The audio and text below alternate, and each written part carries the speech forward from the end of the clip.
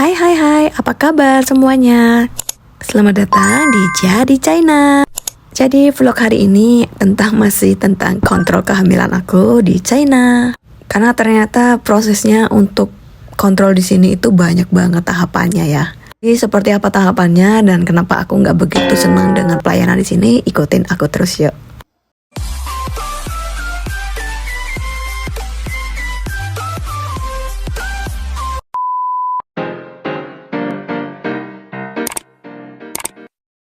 Nah, jadi kemarin itu setelah Nana vaksin, ternyata aku diundang sama dokter dan aku melakukan pemeriksaan tes darah dan ini ambil hasil labnya. Hari ini nggak terlalu ramai, sepi, padahal weekend ya.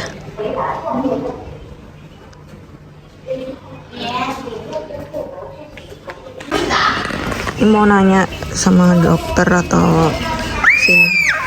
Karena Nana tadi pagi aku lihat tuh badannya berontok bintik-bintik, bentol-bentol dari semua badannya.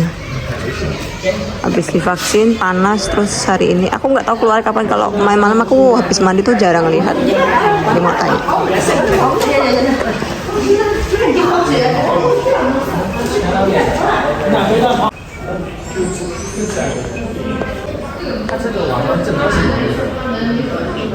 Nah, kenapa aku ada di rumah sakit ini? Aku juga kurang paham ya. Aku tanya suamiku juga, dia kurang paham. Jadi dia hanya diatur sama pegawai pemerintah kemarin.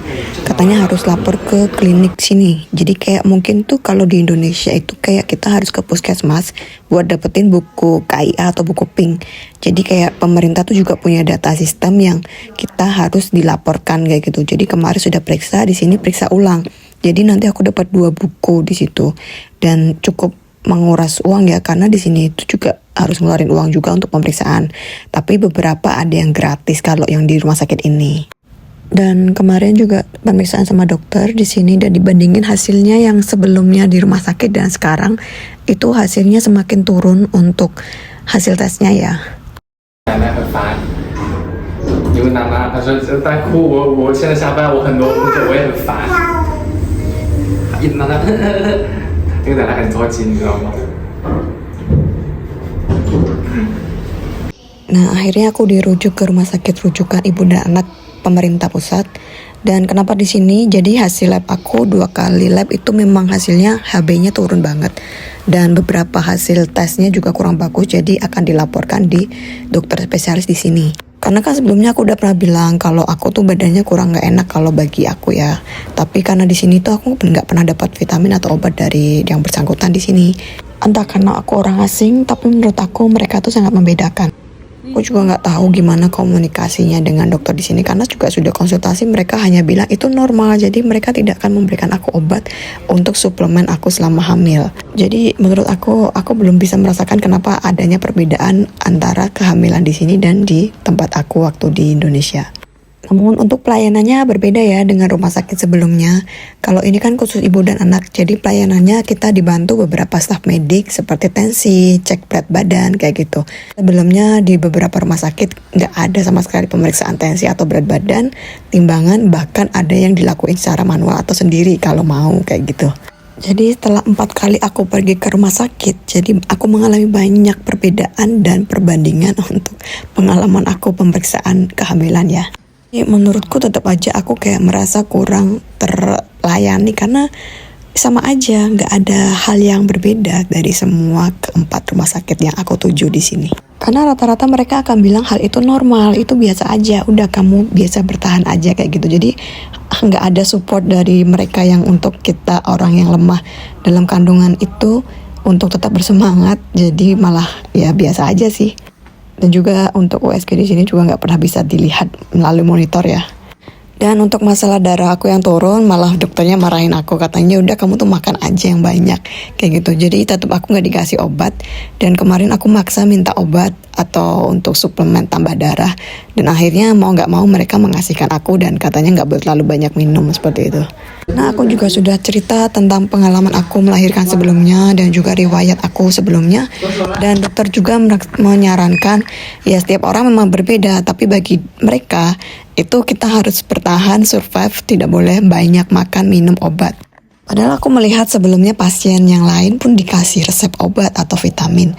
Tapi setelah aku bertanya, aku juga kurang paham kenapa aku sangat dibedakan oleh mereka. Padahal aku juga membayar dan juga bayaran tarif aku tuh berbeda juga dengan mereka. Jadi aku merasa ada sangat-sangat perbedaan antara konsultasi dokter di sini, orang asing dan orang lokal. Oke, next lanjut kita pulang, dan di parkiran ini aku cukup heboh ya. Nah, ini tuh cukup gelap banget dari kita masuk. Tapi kalau misalkan kita jalan ada sensor orang, lampu otomatis akan menyala. Jadi kayak sistemnya sudah modernisasi ya. Nah, karena gelap, jadi di sini menggunakan sensor juga lampu. Jika kita di jalan, kita lihat lampu hijau, berarti tempat itu kosong. Dan kalau ada warna merah, berarti itu ada mobil terisi seperti itu. Jadi kita bisa lihat.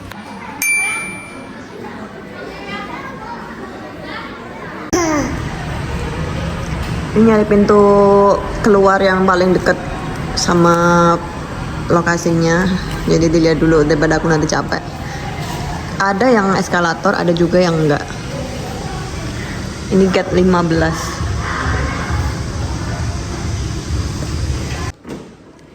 Masih agak jauh, kita cari agak dekat lagi. Satu nomor lagi mungkin 16.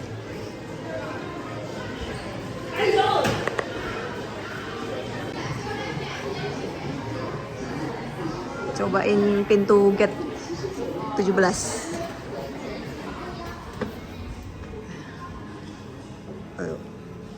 Oh, jalan lagi. Oh, capek.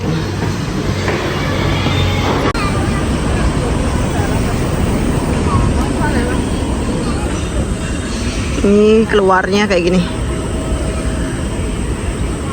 Karena udaranya panas gitu kan. Jadi kalau keluarnya pas belum sampai tuh kayak panas aja. Di depan ini nanti tuh street food. Kita lihat street foodnya. Kalau di sini jualannya juga iya panas. Jualannya sudah terdaftar ya kalau kata suamiku. Tapi kita lihat dulu apa nama Gobres Nas. Kalau ini semuanya ini di sini tuh mall, terus toko-toko jualan-jualan baju segala macam. Jadi kalau pas Lebaran itu wah penuh banget di sini. Pusat perbelanjaan lah.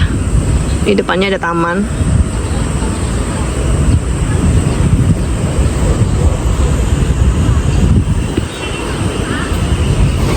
Ah, ngos-ngosan. 我刚才为什么不把他车推上来啊？ Semalah. 他的车。 Hale.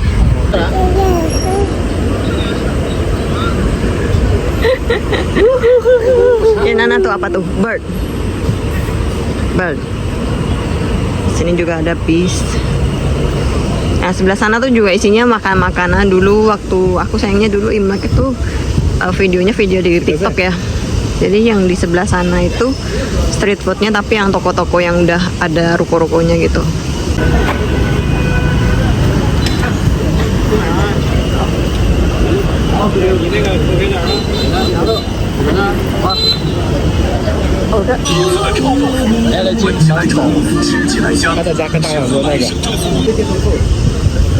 为什么那个垃圾在前面？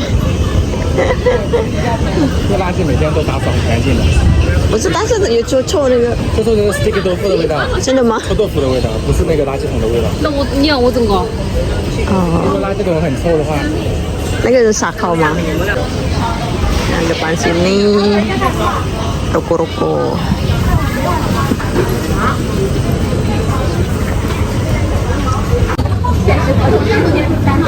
Ada misu lagi nih. Misu di mana-mana rame ya. Ini toko ikan burung.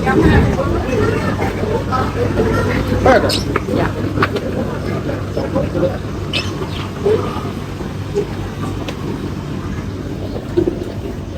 Sini yang pengepul-pengepul barang-barang. Ada mie goreng. Wah, jauh banget ya, kayaknya panas di sini. Emang nggak bisa masuk, gimana masuknya? Sate-sate biasanya banyak sate-sate. 这么多吃的。这么多吃的。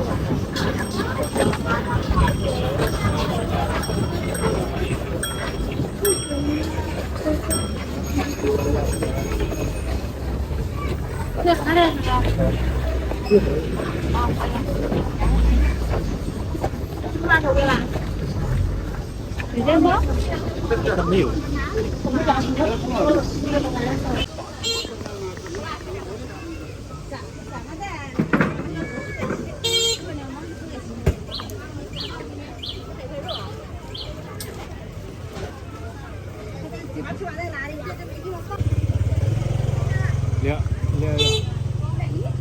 Apa lain nana? Melisi.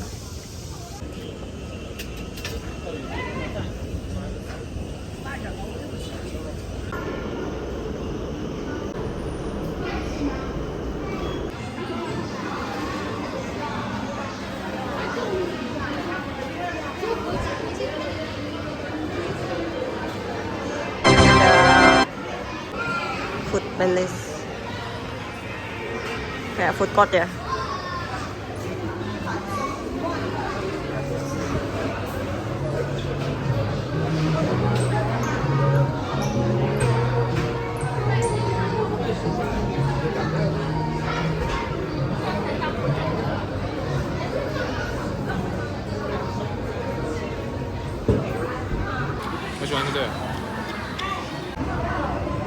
Nah, kalian di Indonesia pasti juga pernah makan kentang ring kayak gini kan? Tapi menurut aku ini tuh beda banget di China. Karena di sini tuh nggak kering, masih kayak basah dan masih kayak kentangnya kerasa banget menggumpal. Jadi kalau menurut aku tuh nggak begitu enak ya kayak makan kentang goreng, tapi kayak kentang separuh rebus, separuh goreng kayak gitu. Ya, tadi ditinggal beli Coca-Cola aja, kosinya masih ya ditarik orang.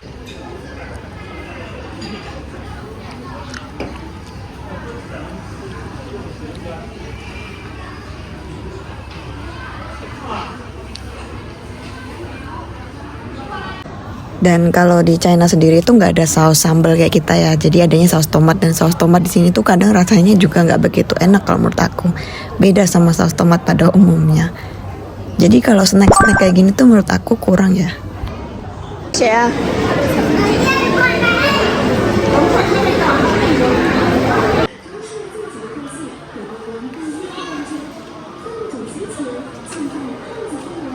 Nah, jadi sampai di sini video kami. Terima kasih sudah selalu menonton video kami dan sampai jumpa di video selanjutnya. Bye bye. Assalamualaikum.